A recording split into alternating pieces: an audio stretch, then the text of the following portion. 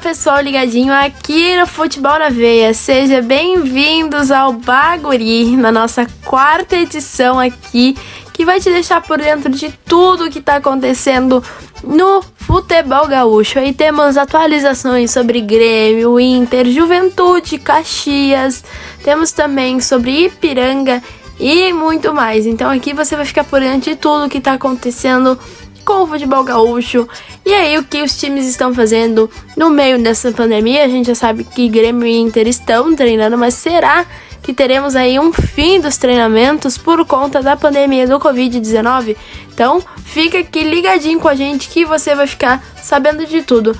Mas antes disso, já aproveita e vai lá em www.futebolnaveia.com.br, o nosso portal que é recheado de informações e tudo mais o que está acontecendo no mundo da bola. Prognósticos, pós-jogo, pós-rodada, temos também colunas, mercadão da bola, quem chega, quem sai. Acessa lá www.futebolnaveia.com.br, que assim, tenho certeza que você vai ser a pessoa mais atualizada sobre futebol. E lá também falamos sobre o futebol gaúcho, então não perde tempo e vai lá. E agora, começando, né, parando aí com a nossa enrolação, vamos falar sobre o Inter. E o guri que vai falar com a gente agora é o Paulo Sérgio Nunes. É contigo!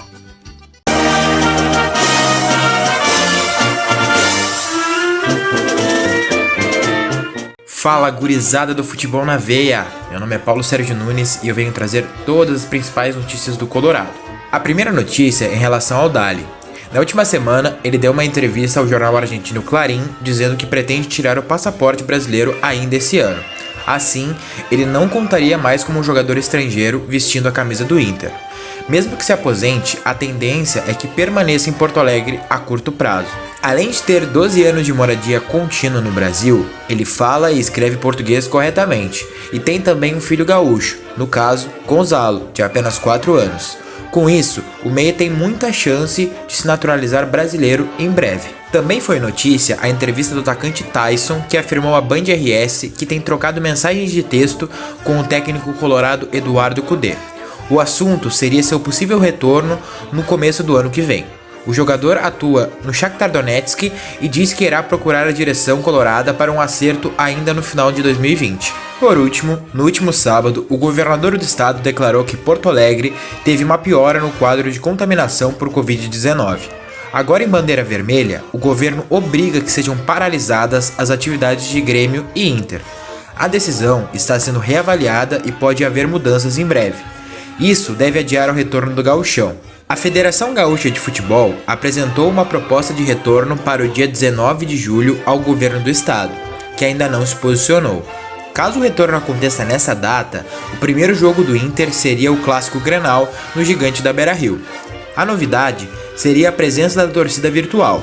Durante a semana, o Inter realizou um teste desse artifício de trazer a torcida para o estádio em segurança. Os torcedores aparecerão em um telão instalado no mesmo plano do gramado.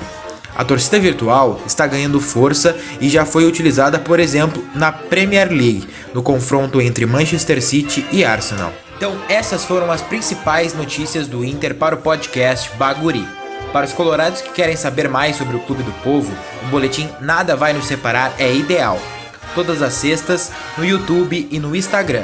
Eu sou o Paulo Sérgio Nunes, do Futebol na Veia, e semana que vem tem mais. Até lá!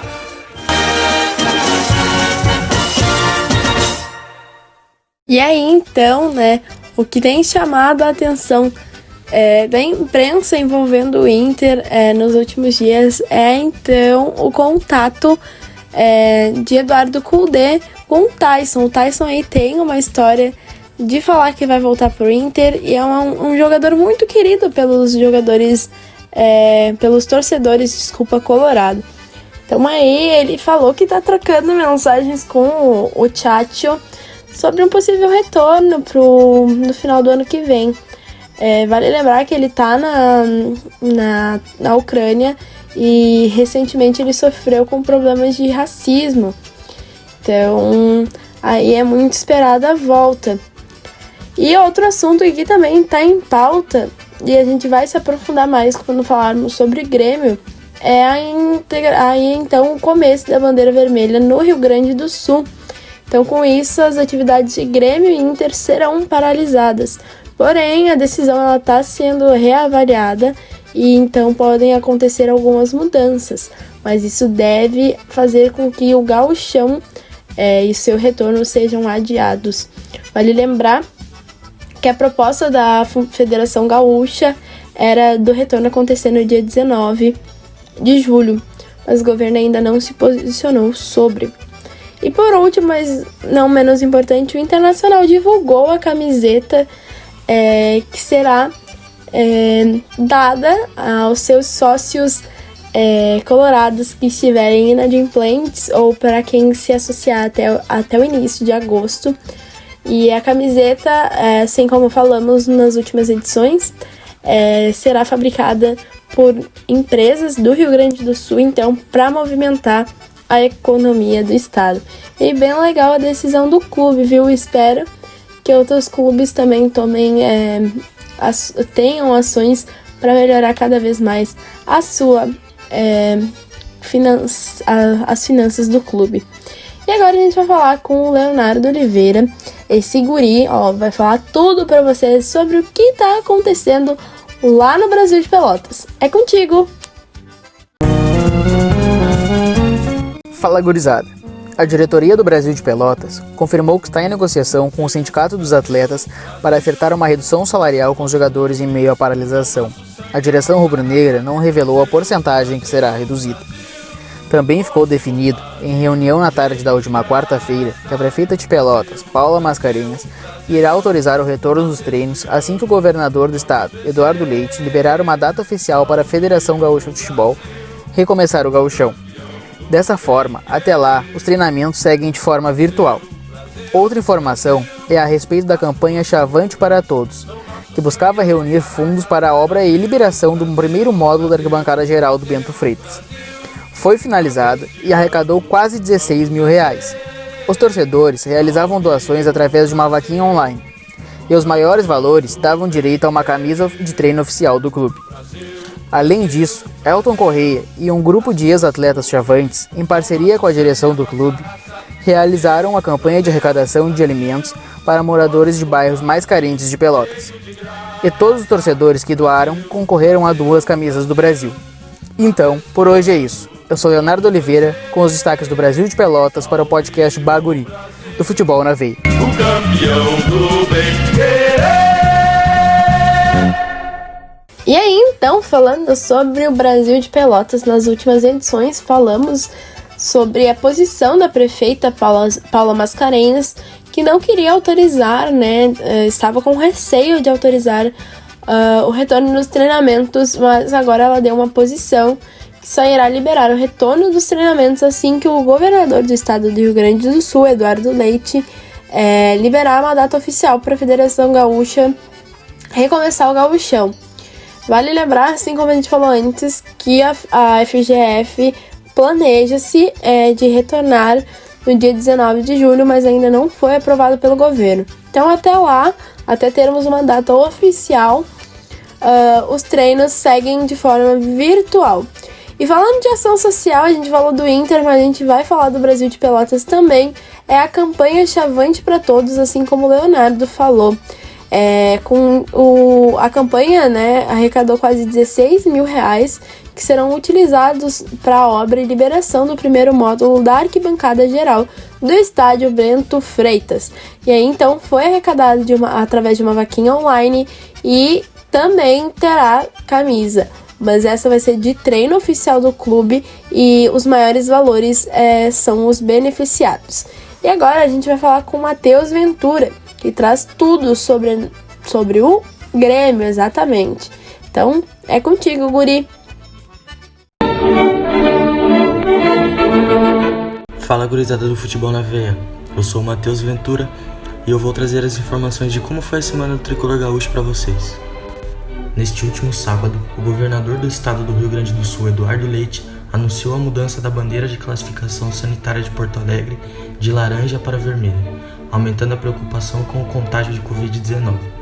Com essa alteração, os treinamentos em todos os clubes gaúchos ficam vetados até terça-feira, quando uma nova determinação será colocada em vigência.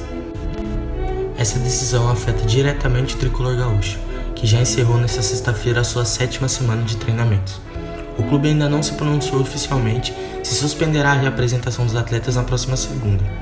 E por enquanto, as atividades ainda estão mantidas. Os dirigentes do Grêmio deverão fazer alguns pedidos para o governo do estado do Rio Grande do Sul para poder flexibilizar alguns aspectos na área do futebol. A Polícia Civil de Porto Alegre indiciou no mês de maio um torcedor por injúria racial no último Grenal, pela Copa Libertadores, no dia 12 de março na Arena. O Grêmio identificou o homem, que não teve seu nome revelado pela Polícia Civil, como não sendo sócio-torcedor. O clube já havia informado um dia após a partida que iria apurar o caso. Um vídeo circulou nas redes sociais mostrando um homem imitando gestos de macaco em direção ao anel superior da arena, onde estava a torcida colorada. Nessa última sexta-feira, o Grêmio encerrou a sua 7ª semana de trabalhos, mas ainda sem contato físico. O lateral direito Vitor Ferraz falou um pouco sobre a ansiedade de voltar a jogar, mas não pede pressa para a volta do gauchão. O lateral também destacou a volta de outros campeonatos, como o alemão e o espanhol, e reconhece que o futebol serve como uma forma de esquecer um pouco esse momento tão complicado que todos nós estamos passando. E essas foram as informações do Grêmio na semana. Eu sou o Matheus Ventura para o podcast Baguri, para o Futebol na Veia, e espero vocês aqui comigo semana que vem de novo.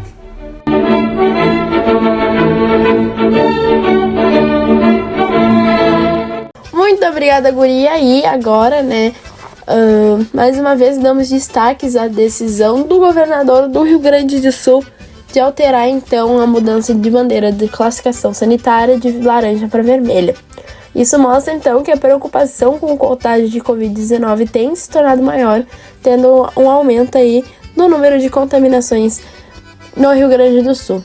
Porém, o destaque vai para a Polícia Civil de Porto Alegre, que indiciou no último mês um jogador por injúria racial no Grenal, que foi válido pela Copa Libertadores, o primeiro Grenal da Libertadores, que aconteceu em março e teve como cenário a Arena do Grêmio, né? Então o tricolor gaúcho ajudou, né, uma atitude muito digna de um grande clube a identificar esse homem, mas não foi revelado seu nome. E ele também foi classificado como não sendo sócio-torcedor. O clube, vale lembrar, falou que iria apurar o caso. E o acontecimento ele ganhou mais notoriedade quando um vídeo circulou nas redes sociais mostrando aí esse homem então imitando gestos de macaco em direção ao anel superior da arena onde estava localizada a torcida colorado. Lembramos que essas atitudes estragam o futebol e trazem cada vez mais uma visão deturpada de um esporte que é tão lindo. Então que a gente sempre tenha consciência e respeito pelos próximos, independentemente de qual time. Somos todos humanos, somos todos pessoas dignas de receber respeito um dos outros, então a gente dá respeito e recebe respeito. E se vocês verem alguma atitude dessas, corrijam, denunciem, não deixem passar. E agora é vez de falarmos com a Camila Copsel, que vai falar tudo pra gente sobre o que tá acontecendo com o Juventude.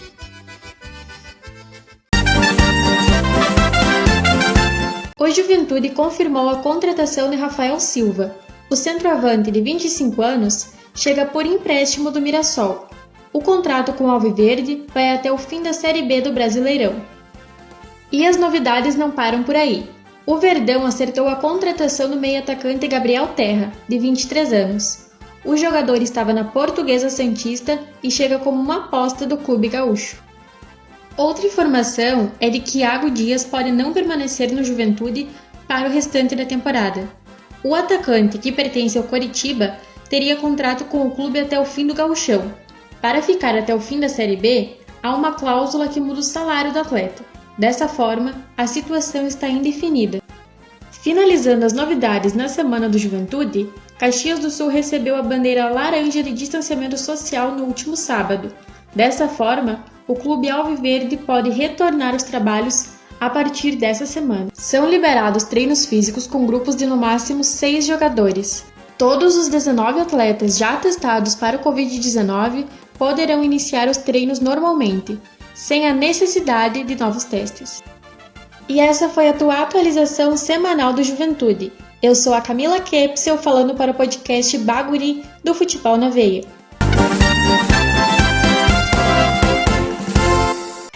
E as notícias são boas em Caxias do Sul. Temos o retorno dos treinamentos, mas também a gente tem que dar um destaque aí para essa alteração de bandeira sanitária. Então, talvez os retornos começaram, mas logo já terminem, né?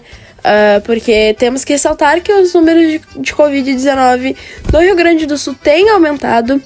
Porém, temos gente nova chegando em terras jaconeiras. Rafael Silva e Gabriel Terra chegam então ao clube para agregar, né? Então, fecharam com o Ju, mas tem notícia aí que talvez não agrade muito os torcedores. Correm boatos de que acontecerá uma possível saída de Iago Dias do plantel. Então aí Juventude também segue se movimentando nesses últimos dias e podem deixar que logo vamos falar aí sobre o como que será aí, se Iago Dias sairá ou não. Mas agora, ali do ladinho já, vamos falar sobre, agora sim, o Caxias. E quem traz tudo pra gente é a Maria Sofia. É contigo, guria!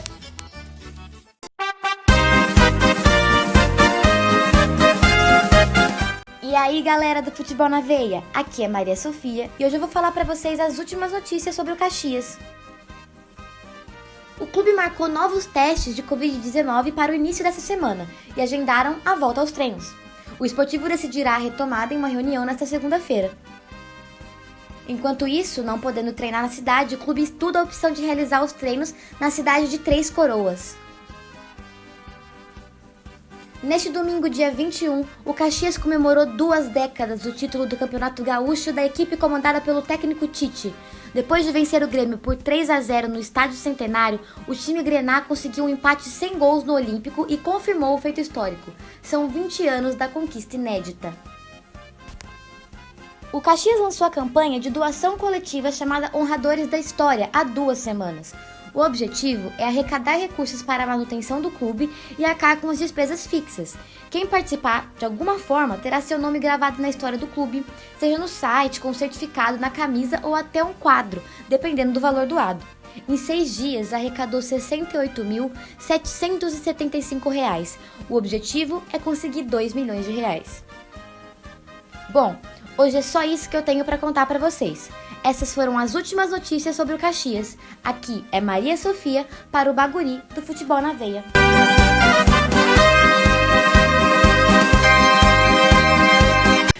E aí, então, né, mais um time que está se movimentando, trazendo notícias e tomando atitudes para se prevenir da Covid-19. E o clube então marcou novos testes de Covid para o início da semana e já agendaram o retorno aos treinamentos. O esportivo, porém, ele decidirá se retornará ou não já na segunda-feira. Enquanto isso, né, no dia 21, no domingo, o Caxias comemorou então 2 décadas do seu título do Campeonato Gaúcho. E a equipe era comandada por nada mais, nada menos do que Tite, o nosso técnico da seleção. Então, a vitória aí surgiu depois diante ao Grêmio por 3-0. E além disso, falando de ações sociais, o Grêmio lançou uma campanha de doação coletiva chamada Honradores da História. E esse Honradores da História foi criado 2 semanas atrás e serve então para arrecadar recurso para a manutenção do clube e arcar com as despesas fixas da equipe. Em 6 dias já foram arrecadados mais de R$60 mil, mas o objetivo está um pouquinho longe porque é 2 milhões a meta. Então quem quiser pode aí participar através do site e quem participar de qualquer forma vai ganhar então o nome gravado na história do clube, um certificado, ou seja no site, com um certificado na camisa ou até em um quadro, mas isso depende do dinheiro arrecadado, do valor arrecadado por cada pessoa. Agora a gente vai falar com a Caroline Dolina, que vai falar tudo sobre o que está acontecendo com o Ipiranga, é claro. É contigo, guria.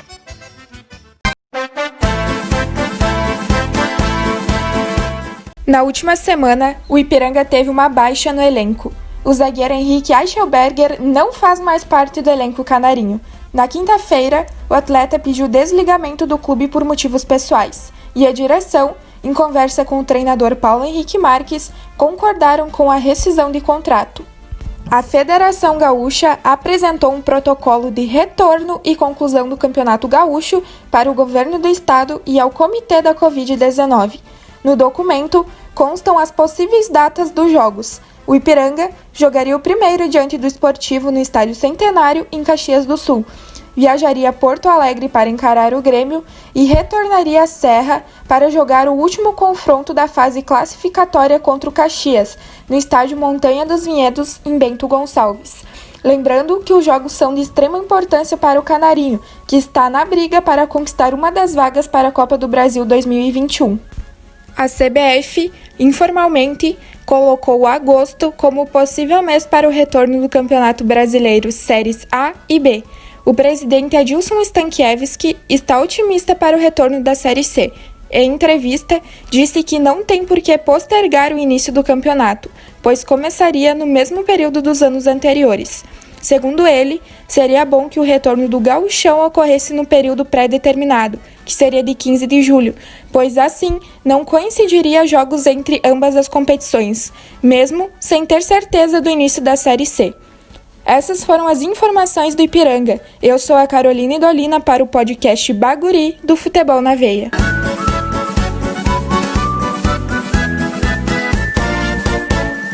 Muito obrigada. E aí, né, por último, mas óbvio que não menos importante, temos uma despedida do elenco canarinho.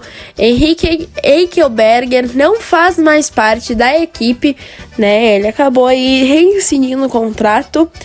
Mas, mais uma vez, então, temos aí um protocolo de retorno do Gauchão, mas acho que a gente tem que tocar muito nessa tecla, até para relembrarmos que a situação não é fácil e que devemos manter sim essa quarentena à risca para que cada vez tenhamos menos casos de contaminados e que possamos voltar ao normal, retornar às nossas escolas, aos nossos trabalhos de uma maneira normal. Óbvio que nada vai ser normal depois desse retorno, né? Mas que possamos voltar pelo menos às nossas atividades básicas sem uma grande preocupação. E por fim, temos aí o presidente Adilson otimista, né? O time quer voltar para a Série D e aí, se depender do presidente, então já teremos um time subindo para a terceira divisão do futebol nacional. E era isso por hoje, já nos despedimos por aqui, aproveitando para lembrar que se você está aqui ouvindo a gente pelo YouTube, se inscreva no nosso canal, já aproveita e curte, comenta aí se você acha que os treinos devem continuar ou se a decisão de bandeira, né, vermelha agora no Rio Grande do Sul vai fazer com que os treinos sejam novamente paralisados. Já aproveita e também confere aí os outros conteúdos do nosso canal. Temos boletins sobre Grêmio, temos boletins sobre Inter, temos também sobre todos os times quase da Série B, temos boletins sobre o Flamengo, também temos vídeos aí, debate, tem muita coisa, então acompanha aí que tá bem legal e você vai também ajudar aí a ficar mais antenada pelo futebol. Lembrando que o nosso portal é www.futebolnaveia.com.br. Lá tem Mercadão da Bola, prognósticos sobre ligas europeias, futebol argentino, uruguaio, MLS, mexicano, tem muita coisa lá, então você vai ficar super antenado pelo futebol. Tem pós-rodada, tem colunas que são textos históricos, então assim, vai ficar por dentro de tudo que tá acontecendo no futebol. Se você está pelo Spotify ou pelo Anchor, já aproveita e segue a gente. Falando em seguir, vai lá no nosso Instagram em @futebolnaveia.br e no Twitter em @FNVBR, já segue a gente, que também temos muitas novidades lá e bastante conteúdo bem legal. Estamos tendo aí maratonas de live. Já falamos com o Carlos Lacerda, já falamos com o Jeremias Werneck, já falamos com a Tainá Costa, que é aí a filha do querido Fernandão. Então confere lá que tem bastante conteúdo especialmente pra vocês, ok? Nos encontramos aqui na próxima terça-feira. Encontro vocês e tchau, tchau!